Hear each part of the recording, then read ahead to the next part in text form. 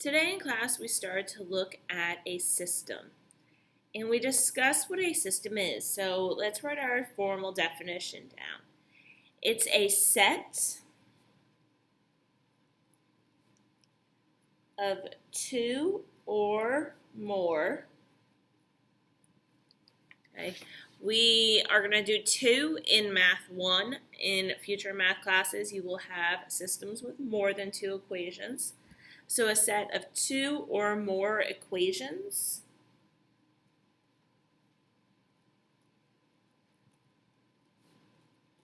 with the same, that is important, the same variables.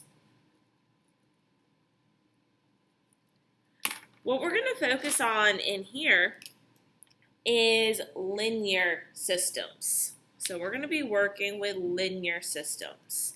So an example is x minus y equals 7 and 3x plus y equals 1.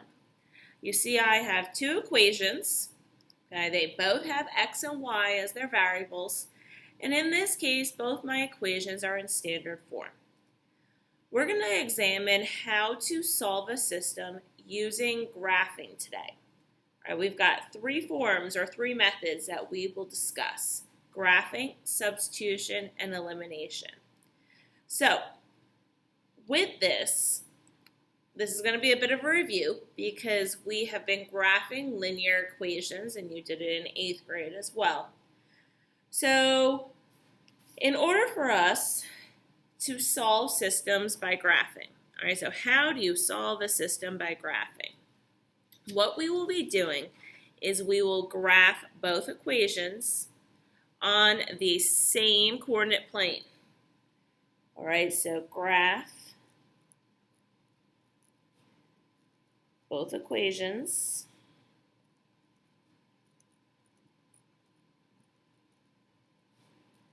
on same coordinate plane.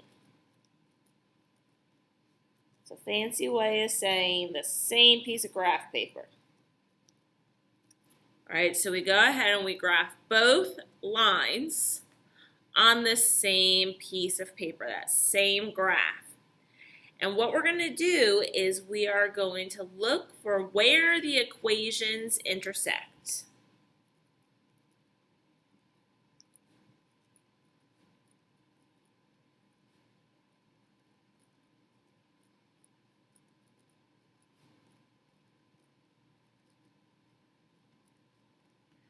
Okay, because the intersection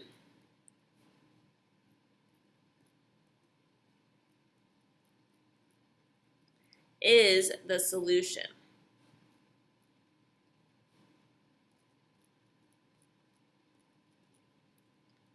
Okay, we talked about it in class.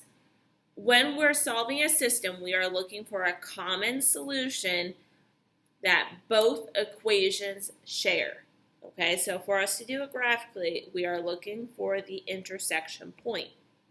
We're going to go ahead and take a look at the steps.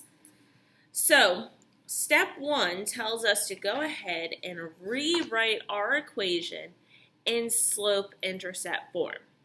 All right, we talked about this a module ago, and we've done this previously in math classes, so hopefully you remember our slope-intercept form is y equals mx plus b.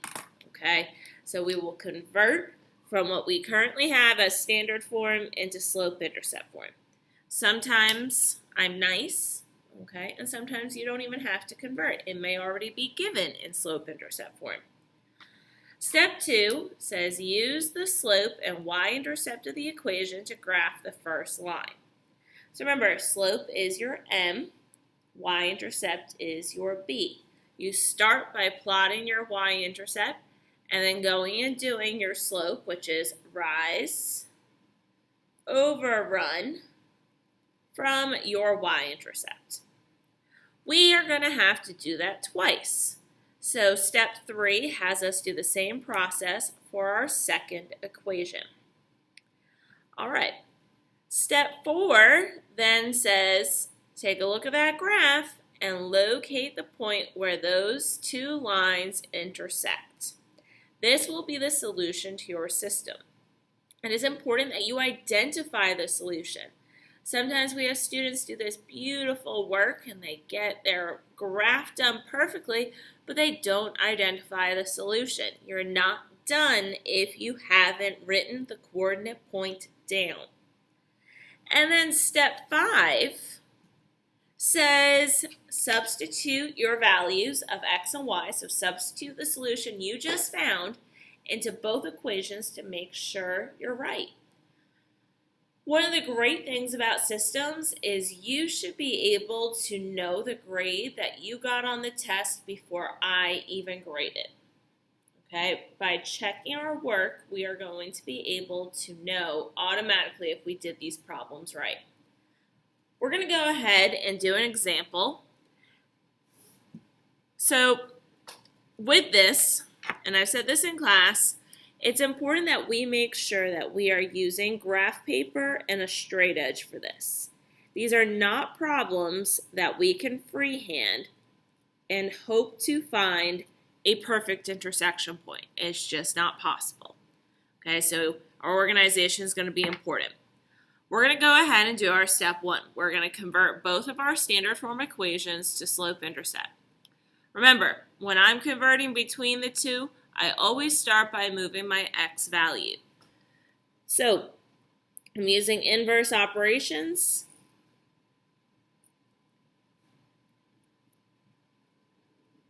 I subtracted x from each side, all right, because x was originally positive, so the inverse is subtracting. And I get negative y, do not forget the negative on the y, is equal to negative x plus 7. I am not done. We don't graph negative y equals mx plus b form. We need to get that to be a positive. So we are going to go and divide everything by negative 1 in order to flip all my signs. Y equals, two negatives make a positive x. A positive and a negative make a negative 7. So we're going to go and graph this before I convert the next one. With this, I want you to make sure you identify that your slope is 1, because I have a leading coefficient in front of that x of 1. We're just too lazy to write it. Your y-intercept is negative 7. So let's look at our graph and start by plotting our b. Okay, and we said it was negative 7. So go down. LJ, please call for office. LJ. We go down 7. Remember, I'm picky. I want you labeling and having arrows on your axes. We go 1, 2, 3, 4, 5, 6, 7. That is my first coordinate point. Now I need to do my slope of 1. Remember, every whole number is over 1. Okay, so I can say this is 1 over 1, which means I rise 1 and I run 1. Rise 1, run 1. Rise 1, run 1, and so on, and so on, and so on. With this, in our traditional linears, we're fine if we just graph one or, well, not 1 point, but 2 to 3 points. Sometimes our graph gets a little off because we don't do a lot of points. As I said, precision is key when we are graphing our systems. That is my first line. And one of the things I want you to get in the habit of is labeling that line. So I know this one is x minus y equals 7. Okay, can't see the graph. Now I'm going to go ahead and work with my second equation. Okay, I start by solving from standard to slope intercept. Again, start by moving that x It is currently a positive, so I am going to subtract.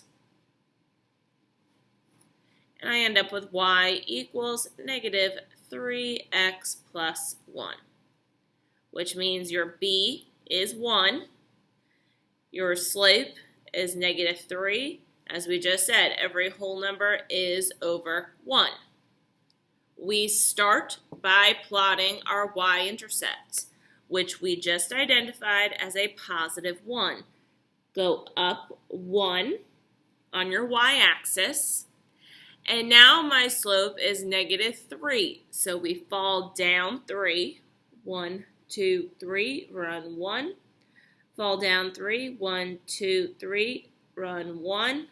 1, 2, 3, run 1. And hopefully you noticed a moment ago that we intersected.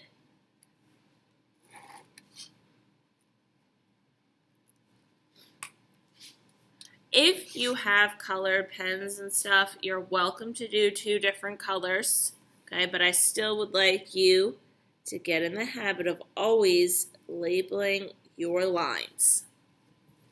So, what I said a couple minutes ago was some students will stop here. They do this beautiful work. They did everything right. They converted from standard form to slope-intercept form.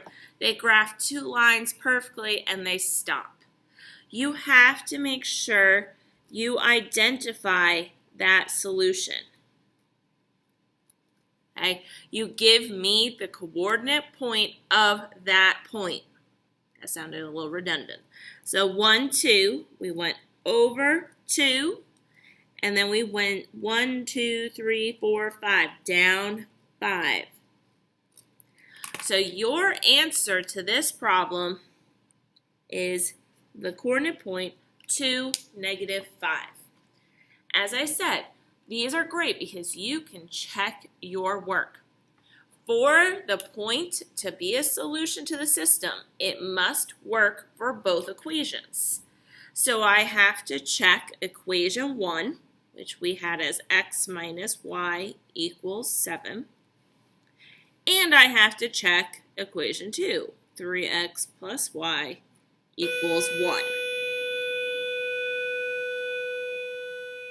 So your x value is negative 5. Just kidding. Your x value is 2. So we have 2 minus your y value, which is negative 5, equals 7. This is what I got to figure out. Right now I don't know. Does it equal 7? So when we do minus a negative, it turns into a plus. So I have 2 plus 5, which in fact leaves me with 7 equals 7. That is correct. Okay, again, you have to check both equations. So now I have 3 times 2 plus negative 5 equals 1. 3 times 2 is 6. All right, 6 plus negative 5 equals 1 is the same as me writing 6 minus 5. Okay, I prefer writing as 6 minus 5. I am anti-double signs. All right, 6 minus 5 is 1, and 1 does, in fact, equal 1. So we know we did this problem correctly. For your practice, you have 2 problems to complete. It's not very much work, but I want you to go ahead, take your time. That's why I'm only giving you 2. Take your time and make sure you do it correctly. Come to class with any questions you have tomorrow. Bye.